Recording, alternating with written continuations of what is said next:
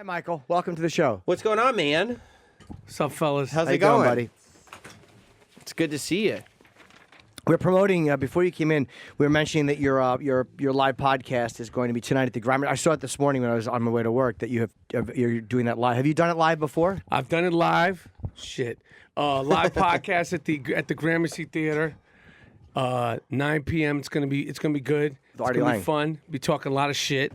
It's gonna be some special guests, and I'm excited. I'm excited to see you guys. Did you really do? I didn't know you started. I mean, I know your mom and dad, but I didn't know you started stand up at one point.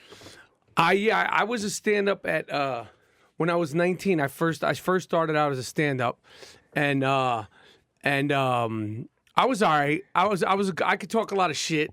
I was 19, so I didn't even really understand like the idea of a set. And what's up with the mics, man?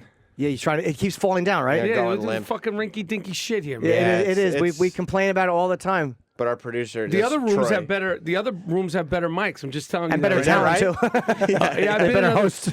So I did start off as a stand-up, and like I said, I was 19. I wasn't that good. I could talk shit. I could agitate the crowd, and I could keep it moving. But I was so young. I didn't. My thing with stand-up comedy is that when I had jokes that worked, I didn't want to do them anymore. I didn't understand like a set. Right. Or I didn't have any like plan. I was like, if this is funny, why do I want to keep trying to do it? So anyway, I was 19. I was at my dumbest ever. You like the improv. It's not funny anymore because I already said it, and everybody in the audience is like, we didn't hear it. Because I'm the next Robin Williams and Andy Kaufman. I'm so creative that it should only live once. But so that was my thing when I was 19. And then when I started acting, that was like the thing that came most natural to me. Well, do you do theater and stuff? 'Cause to me, no theater. I've done one play. I've done one play. Did the redundancy kill you? No, I liked it. The play I did was really good. I liked it. Like I enjoyed that part of it. But I can imagine, like you're a stand-up, you're a dope stand-up. Thank you. I can understand how the redundancy. But then like if you're like Chris Rock or somebody really good, I guess it takes like that skill set to like have your shit down. So I would love to maybe try it again now. I have a more of an understanding of it and more to say and more to talk about and this, that, and the other. Sure. So when you start acting, like, there's a lot of ass kissing in acting. Like, there's not that many actors. I don't believe that there's a lot of ass kissing. I don't know many actors that talk shit. Especially like when you. I was young. When I was young, it's not some. Everything has changed as far as talking shit and expressing your opinion and all that stuff because of social media. Mm-hmm. So everything has changed. But yeah, I guess there is ass kissing in anything. In this day and age, you could get ostracized so quickly, deservingly or not deservingly, because of social media. Right. And Twitter has become a place to fucking tattletale on everything. And obviously there's good for that. There's good things that have come out of that. But it's like now, like, I could be like, well, shit, Sam, the last time I came on your podcast, Jim wasn't here. And you were talking about Jim Norton saying that I would never do a fucking show about him. And then I could tweet that. And the next thing I break you guys up. You know what I'm saying? So right. it's like, Twitter now, it's like, we could talk, like I could be like, well, 20 years ago, I met Jim at the fucking Comedy Store. And, he said, he called me a hook-nosed Jew. And the next thing you know, Jim's like, what the fuck? That was 2 weeks ago. No, yeah. Well, half the problem is the Twitter tattletales, but then the other half of the problem is that people read something on Twitter and it's gospel. It's for sure. It's more powerful than if I say something to you, that's one thing. But if you read a tweet that some other person, right, and it's totally true. The tweet's true. The tweet is totally true. Yeah. No, the tweet is totally true, and it lives forever. So, but as far as the talking shit, like, me in this book has balls, and, right. Sort of embracing, like, like who I've always been in terms of, like, sharing it with the world. It's come from the podcast, and then, like, doing your podcast. You doing your show the first time and, like, doing, like, all the sports shows. Yeah.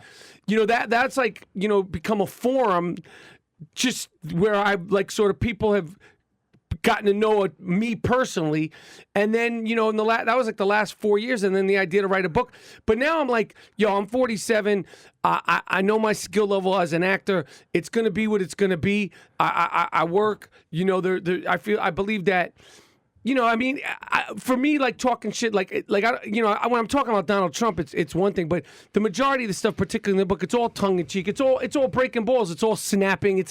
It's really just like what we do in real life and what I say and what my thoughts about it's mostly sports.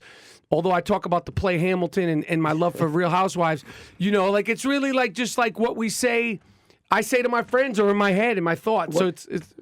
Sorry, you had kind of got up to Ellen too. Like you feel like that would be if it was in the reverse. I mean, obviously it would be. Well, the picture of Ellen last week, and I have nothing against Ellen. Like I like Ellen. I've been on her show. She's cool, whatever. But like we're in such a tenuous sort of. You can say more than you ever have been able to say in a forum, whether it's this show, podcast, tweeting, Facebook, whatever the fuck you say it. Snapchat, Instagram, story, Friendster, every fucking place, MySpace, and then so the picture of Ellen last week, she had a picture of her with her wife, and she's staring at Katy Perry's boobs, tits. Fun bags, right? Melons, yeah. What else? Bazongas. Yeah, that's really good. And she said something about, I want to wish Katy Perry a happy birthday. Something. Bring out the balloons. And I'm like, yo, if that had been, because the thing that happened with Cam Newton, the Carolina quarterback, really bothered me because I didn't think anything of it, and they fucking dragged that motherfucker for 36 hours. Yep. And I was like, if that had been a guy.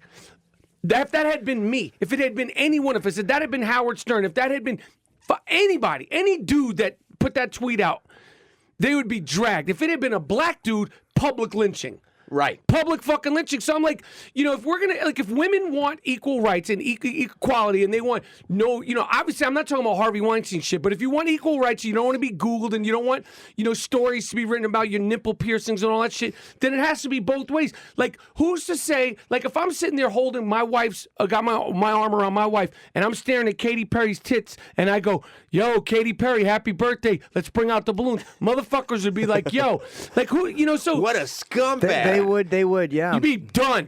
Yeah. Finished. And if it was like, let's say that was LeBron James, you fucking black motherfucker, drag this fucking guy, public lynching. That's the end of that. So a white guy would have got dragged too, though. Totally dragged. But Cam Newton, like the thing with the Cam Newton thing, and let's say sports, but like I'm a fan of sports, and as much as I hate the Patriots, everybody loves Rob Gronkowski. He's made jokes about 69s in front of female reporters, and people laugh it off. Oh, that's Gronk being Gronk.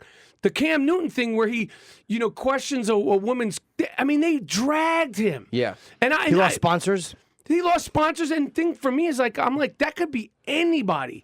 Anybody. It's like none of us are holy now. None of us are righteous. None of us don't have tweets or a Facebook or a comment that we've made at the Comedy Store or on a fucking Uber or any fucking place that we like if you just, from me waking up, greeting Mike Dorman, getting a coffee and making it over here to your show. If people fucking were monitoring everything I did, I'd be in fucking prison.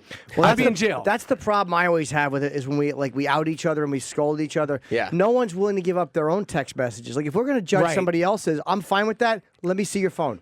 You show me your phone, and then we'll see if you have the right exactly. But they don't want to do that. Nobody, none of us, no fucking body is holier than thou. And the ones that are like the most tightest and the biggest finger pointers, I mean, they're usually the ones that are the biggest scumbags, anti-gay, Mike Pence type motherfuckers. Like he's the worldwide leader in hating, all things gay. So, and that's just the big part of it. So that. I don't even know how the fuck we got on that. We got on talking shit. Yes. And Ellen. movies.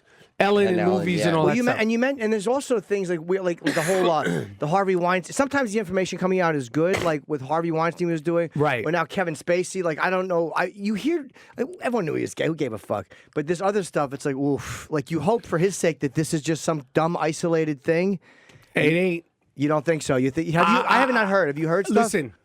I've heard shit, but nothing like nothing like within my reach. Just innuendo and rumor. Yeah, I've heard things. Yeah, I've heard things.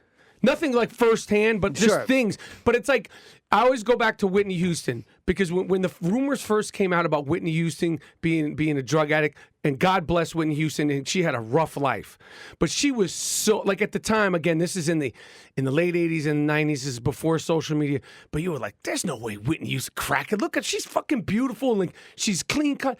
And then, you know, and I remember for years, man, get the fuck out of here. No, come on, Whitney Houston, and then it came out. But in my opinion, listen, every single person, every star, there's not one star who hasn't been accused of being gay. From Will Smith to Brad Pitt to Leonardo DiCaprio to Eddie Murphy to all of them. Every single person in Hollywood has been accused of being gay. Accused, you know, whatever the word is.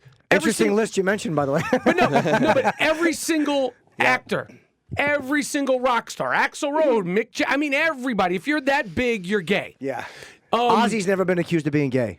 I've heard he's been accused of being gay. No, I'm just saying, but I prayed he would be. but you know what I'm saying, though? Like, every single person has been accused of being gay. How did we get on this? You talking about Kevin Spacey and the accusations. So the accusations. So yeah, I mean, no, so the Whitney Houston thing. So, but then when it found out, like, she had a severe drug problem, and obviously there's no jokes in that because her life was tragic, and the rest of her family's life has been tragic, and her daughter and all that stuff. But it's like, yo, when there's smoke, in my opinion, when there's smoke of regards to these rumors around celebs, 9 times out of 10, there's fire. And I mean, the apology, we were talking about it before that came out where he goes like, you know, I don't remember this incident. And even if you're going to give him the benefit of a doubt and say like, okay, he doesn't remember. If a 14-year-old says like he had me down on a bed and you're like, I don't know, maybe I did. It doesn't happen once and you forget about it. You know what I mean? There has to be a lot of 14-year-olds. I play devil's advocate for that. Why? But the thing about all this shit is, why don't you tell your parents now? Why don't you tell the cops? Why is it Twitter? Why is it Twitter? It's like 30 years ago, though. It's this kid was 30 years ago, I'm thinking. No, I'm not. Yeah. I'm just saying, like, some of these allegations with the Harvey Weinstein, and I'm not defending this fucking guy because apparently he's really was on some rape shit. Yeah. But like, why are you telling the head of Amazon that Harvey Weinstein raped you? Why aren't you going to the cops? If you're comfortable enough telling another person in Hollywood that this happened, you should be going directly to the cops. Well, unless they think that like these guys are so powerful they got the cops in their back pocket. God, what's this in fucking, what is this, Game of Thrones, or what is this, Ray Donovan? The cops in the back pocket. They just indicted the fucking guy. There's no cops in the back pocket. This isn't, the Jack Warner days, come on, man. I don't know why you do that. Like, I don't know why you go to them and not the, maybe she did go to the cops and there was nothing they could do. Maybe there was only, he said, she said, maybe they told her, look, there's no evidence other than your word against his, and I don't know if she did or not. But the problem with that was that Amazon did nothing, I think that was what it was. The guy knew and didn't do anything. I know. It was, I don't know how. I'm supposed to be talking about my fucking book. How are we talking about it? Well, you want to talk about your book. You say what you want to say, which is really refreshing, especially now when people get in trouble for it and you don't care about that. You're not worried about that. And that's what I meant about the ass kissing, too. Like, most people who have a book to promote and a career to think about are not going to call out Ellen on Twitter because they're trying to get back on Ellen. I certainly won't because I've never been on. Listen, my shit wasn't disrespectful. It was a big picture about Ellen. If I never get back on the Ellen show, I'm on the Jim and Sam show here in Sirius XM. You know what I'm saying? So I know where my heart is, and I know where my sense of humor is, and I know where my point of view is. Yeah. Are you surprised that the podcast took off like it has? Hell yeah. I mean, I'm surprised that my podcast is taking off. Because when I started my podcast, like, I was doing it by myself in the room. And, like, I remember the first time I was like, I'm talking to myself to a microphone in a room. And so, yeah, I'm surprised. And I'm also surprised. It's funny because my podcast host, G. Moody, and again, we're going to be at the Gramercy Theater tonight, 9 p.m. Yes, 23rd Street. It's a fun. By the way, I've done Doug Benson's podcast. It's an amazing place for a live podcast. At the Gramercy, it's cool, right? Great. The everything about it. It's an intimate place. Cool. It's a fucking great place for a live show. I can't wait. But my best friend, literally since I'm 12, who's a funny dude. I've always known he's funny. And you know people that are funny but they've never done anything in entertainment. And then one day I was like, I got to record the podcast. I was like, yo, come on with me. Just let's talk about basketball, like talk some shit. And he was just very comfortable doing it. And the fact that we're doing it together to me is crazy because we've literally been doing the same thing growing up, sleeping over at each other's house, riding the trains, playing basketball, going to and from basketball games, and just hanging out since we're 12. So that to me is like the most sort of bugged out part of it. You have a project now you can do with a guy who isn't quote unquote in show business, and it's like a thing that you love doing. your buddy. It's with an old friend. Yeah, and the shit talking is really just like, because like the chemistry you have, like you guys have a chemistry, like the rhythm that you have with somebody, like it's rhythm, like it's like if we're like. It could be whether you're playing basketball, like one of you is playing guitar, one of you is playing drums. It's like you either have that organic, natural rhythm, or you have to learn it. And we obviously have that. Like he can tell when I'm talking and pausing, and vice versa, and all that shit. There is a weird thing when somebody pauses. Your rhythm is a great way to like sometimes. Then you start talking, and somebody who knows you understands that. And it's like with when people are making fun of each other, everybody's being funny and joking, and there's a rhythm, and there's a weird flow, and you can't prove it in court, and it's hard to describe what it is, and you don't even notice it's there until some clod jumps in and fucking... I know exactly what you're talking about. But that's exactly it. Right. You don't know until somebody wrecks it, and you're like, oh yeah, we had a really fun thing there until that fucking dope Right. fucking blundered again. Right. Right. Yeah, it happens. It happens all the time. But you're not worried. I like the fact that you're not worried. Have you had anything come up where you're like, because your name has popped up a few times on social media. Has there ever been anything where you're like, oh, did I fuck up there? Shouldn't have said that. I mean, has there been anything? There's been a couple of things that have been misconstrued where my intention wasn't articulated clearly, but there's not anything that, I mean, there's a couple of things that I think have been misconstrued, but it was also like, it sounds fucking funny, but like tweeting something, if you're going to talk shit and you sort of known at this point, like that you're going to talk shit is a skill set. Like, you have to watch. It's actually it sounds crazy, but it's actually like you got to like use the words concisely and correctly. So you can articulate stuff. So I haven't had any trouble. I haven't had any trouble, not any real trouble. I had some shit with that fat fuck from ESPN, Dan Le Batard. What happened? It's all whatever. It's too boring. It's too boring to get into. But that wasn't like that would be sort of the only trouble that sort of instigated from Twitter. But based on your description of him as a fat fuck, well, I he's would a hacky imagine... fat fuck, and his father, he's on there, and it's like a Cuban minstrel show. But other than that, see. it's cool. But It's all good though. But you guys are, you don't care. You're not worried about him getting you and hurting your career or any of that shit. that fat fuck? Yeah. No, hell no. Have you had any of these athletes? Because a lot of athletes don't necessarily have a sense of humor about themselves, especially with somebody who's not an athlete, right? They don't like people making jokes about them. You know what? The only person who I think could misconstrue, well, not misconstrue, the only athlete that I have any sort of personal thing, and I have utmost respect for him as an athlete, and also as utmost respect from as a leader and somebody who's used his celebrity in the right way. Because I think you could talk shit about somebody and also have tremendous respect for them. Okay. Is LeBron. Like, to me, LeBron... You have a whole chapter in here. 23 reasons why LeBron James will never be like Mike. But if you read the book, the 23rd reason, in my opinion, is the most genuine part of the whole chapter. Uh-huh. And not to skip the whole thing, but I say in that after breaking his balls for like 4 pages, very in great detail. Yeah, I saw one of them was because you want to get attached to the new Space Jam and you can't even find a franchise of your own. You want to be like Mike, get your own fucking movie franchise. But in my opinion, the thing that LeBron James has done that's more important than any of his basketball, not basketball, big three, ring chasing bullshit, is that he's been a great outspoken star and star athlete. His the way he's dealt with social issues, racial issues, his tweeting out, calling Donald Trump "you bum you." I was jealous of that. That was good. So he's been and I think he's inspired other athletes, like you're saying, in terms of getting in trouble, like to take a stand. Say something. Yeah, and because he's the biggest star. You're right. And he's a corporate brand and he's all that, but he's been and he doesn't do it necessarily like me where it's fuck you, fuck that. But he does it in a way that's very honest, very hard hitting, and to the point. And out of all the things that I think about LeBron as a basketball player, and dissing my kids when I tried to introduce them to him at the All-Star game. Wait, did he do that? To you? Yeah. That's what sort of inspired when I said any athletes that are personal. That was the one thing I was like, you motherfucker.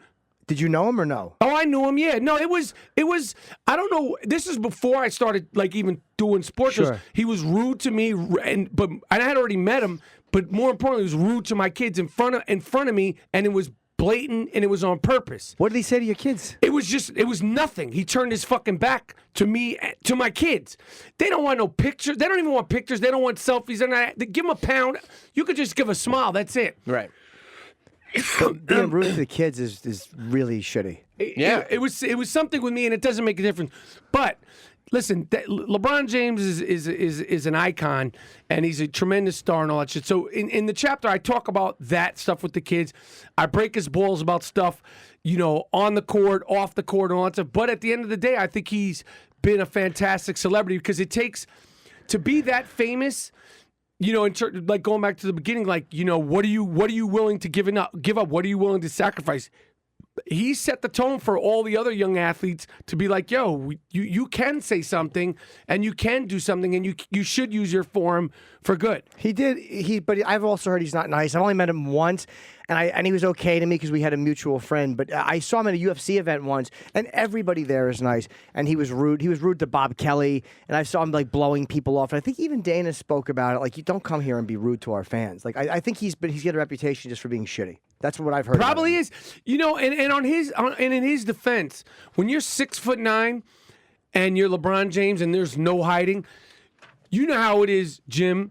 Motherfuckers, some days might not be your day. There's no hiding if you're LeBron James. Right. You could put on a hat. I could go on stage and hide. right. You go on stage, no one knows. But I'm saying, when you're that recognizable every single day of your life, where you can't go into a fucking coffee shop, you can't get gas, you're almost a prisoner. That's true. That I have compassion for, because and it's a slippery slope. Forget, oh well, he's got millions. I'm just saying, it could put your defenses up. So do you feel the same way about Kaepernick in the sense that he almost he martyred himself, right? He ended his career pretty much. So I there don't are think all he these knew other that. players. I don't think he knew that, but I mean, shit. Kaepernick's journey is just at the beginning, in my opinion. Because he got that nice $1 million book deal too. He got the $1 million book deal. He made a lot of money playing football. Kaepernick's not going to be hard up for money. I mean, 25. I mean, his money is his money. He'll make money speaking too. He'll be able to go out on the circuit, make a lot of money speaking. The thing about the Kaepernick thing is again, we're in such a time where it's he's got a book deal. Everything is on Twitter, but it's he's not even 30 years old. His story and his journey and right. and the impact of Colin Kaepernick is yet to be determined, in my opinion. Yeah. I think he's putting his money where his mouth is in terms of he does a lot of shit. We don't see him on social media. We barely see him, and he's doing a lot of stuff. He's being an activist, low key. He's in the trenches. So isn't it weird? A guy like he doesn't, and a guy like that. A lot of times it's the reaction to something that either makes or breaks it. Right. He was doing what his conscience said for him to do. I didn't have a problem with it. And if people had just said, hey, look, I don't agree with it, but he can do it, it wouldn't be a big thing today. Exactly. It would be a couple of guys doing it, and that'd be the end of it. But because they're like, don't you dare! Well, and then it dipped down, and then Trump God, I know. brought it back to life, and then it turned into a whole other fucking thing. Don't you think Trump just brought it back to life so that people wouldn't talk about Puerto Rico as much? Well, when he brought it back to life, it was before the storm in Puerto Rico. I thought about that. I was like, is this motherfucker that devious that he was knowing if he said I wonder look over here. Let's talk about the NFL. Is he that good at planning? I don't know if he's that good at planning. I don't think can anybody be that sort of he's not like a goddamn. He's not like who is the you would call her up for not Cleo? Cleo the psychic? Is Call he me now? Cleo the psychic? Can he? So, I mean, I don't fucking know. I don't know. I mean, but I know that he revitalized the whole sort of talk of it and the conscious of it. And it's gonna be what it's gonna be with Kaepernick, and I wish him all the well. Like I mean, he's a brave dude, and he didn't back down, and talk about the consequences. Like that was like he's not gonna play football again. Do you think he will play again or no? Hell no. No, you think that no, it'll have him? Nah, it's fucked up because he should play football. Like, he should have been like at least a backup quarterback for some team for sure. How many years did he play? I think 5, 6. He's young. Yeah, and they say there's guys with worse quarterback ratings. Yeah, that are like he playing wasn't that great, but he wasn't the worst. Yeah. No, he would have definitely had a job. Like Right. there's backup quarterbacks in the NFL, right? And like there's third string quarterbacks. Like I mean, he also he means so much to the players now. Like I think he's good for a team. I think he's good for a community. Like it's like the like he's like. Whatever. I actually think at this point it's definitely not happened. I think he's probably come to terms with it. And like I said, the story is.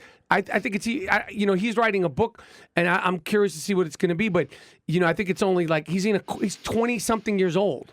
When you realize that you could do this podcast and make money, and you can put this book out and make money and do live shows, and like you can make your living just being you, right? Talking shit. But does it make you want to act less? Like this acting stuff is for the birds. Nah. I'm always gonna want to act, and acting is my first love, and it's my passion, and this other stuff is too. But like I'll always need acting. Like I'll always need that forum.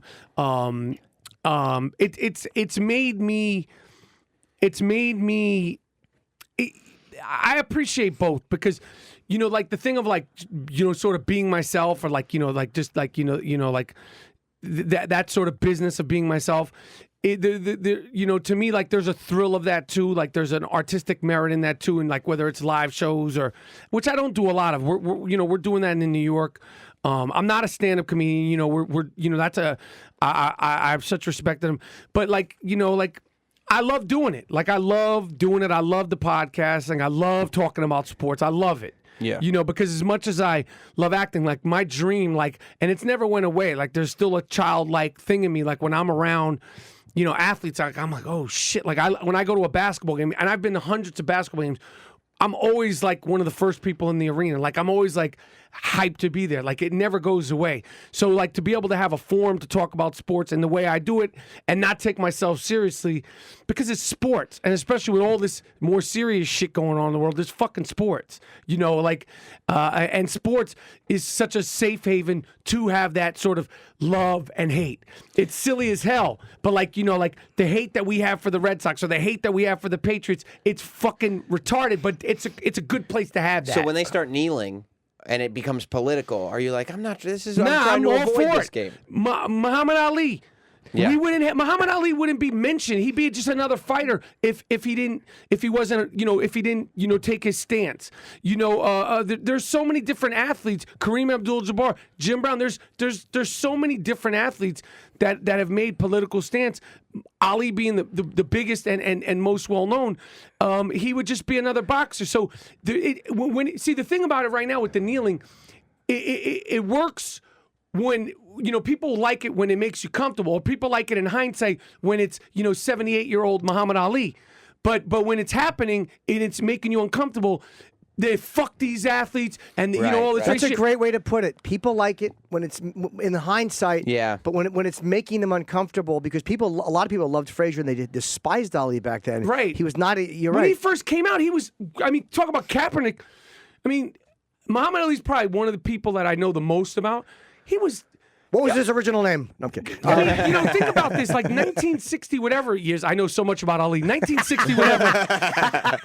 A black man, Charlie Liston in the 60s taking these stands, these radical stands. Like now it would be crazy. Like if LeBron James came out talking the way Ali did now, it would be nuts. Imagine what the fuck. I mean, the reaction back then, they were like, who the fuck do you think you are? with Elijah Muhammad. Yeah. I mean, he was, and and the thing about Ali is like if you look at his old interviews, at first he was saying things that weren't kosher and they weren't palatable, and that the thing about Kaepernick and about all of us, going back to this Twitter thing, it's like we're allowed to grow and evolve. So if I say today, blah blah blah blah blah, and it doesn't really make sense, and it's sort of out there, I am allowed to, as a person, to be like, you know what, that blah, blah, blah, blah, blah that I said with Sam and Jim is now this.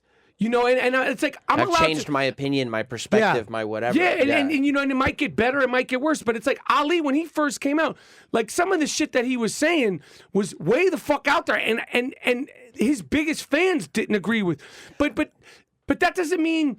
I mean, the whole thing about race and all that shit. Until we're comfortable being uncomfortable, having these discussions, until we're comfortable and acknowledging, like, yo, this makes me uncomfortable. We're not going to get anywhere. Like race is supposed to be uncomfortable. Right. It's not going to be fun. It's not going to be easy to fix. And you know, and it's never going to be easy to fix. And until you acknowledge that and be like, yeah, all right, we're going to get in this pool, and you know, whatever it's going to be, it's going to be. Well, like, the ones of us that can swim. You're right, exactly. Hey, But I was going to say, no, it's just hindsight is a great point because you think about all the people who get mad at the Kaepernick stuff and the Black Lives Matter stuff. Like, imagine how pissed they would be if Muhammad Ali was doing what he was doing then today.